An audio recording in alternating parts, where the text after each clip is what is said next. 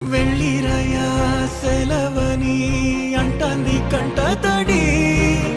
ఉండలేక నీ ఎంబడే